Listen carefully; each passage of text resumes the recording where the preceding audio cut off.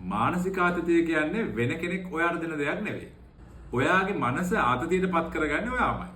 උදාහරණයක් විදිහට කවුරු හරි ඔයාට කිව්වොත් උඹ නම් මහා මෝඩයෙක් කියලා. එයා වචනයක් පාවිච්චි කරනවා මෝඩයා කියලා විතරයි. ඔයා මොකද කරන්නේ? එයා කොහොමද මට එහෙම කියන්නේ? දෙන්නම මම හොඳ රිටර්න් එකක්. මෙතන ඉඳලා ඔයා රිටර්න් එක දෙන විදිය ප්ලෑන් කරනවා. ඔයා උයන වෙලාවට, ඔයා වත්ත වැඩ කරන වෙලාවට, ඔයා කෑම කන වෙලාවට, ඔයා නිදා ගන්න ගිහිල්ලත් කල්පනා කරන්නේ කොහොමද මම රිටර්න් එක දෙන්නේ කියලා. ඔයාට කියපු කෙනා මෝඩයා කියන වචනේ විතරයි පාවිච්චි කළේ. ඔයා ඔයාගේ මුළු දවසම මුළු ජීවිතේම නාස්ති කරගන්නවා ඒ වචනේ පස්සෙන් ගිහිල්ලා.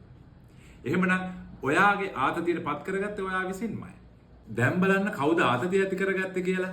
එයා කලේ ඔයාට බීජයක් වපුරපු එක විතරයි. ඔයා මොකද කරේ? මේ බීජයට වතුර දාලා, පෝර දාලා, හොඳට ඇති දැඩි කරගෙන මේක විශාල කටුගහක් බවට පත් කරගත්තේ ඔයා විසින්මයි.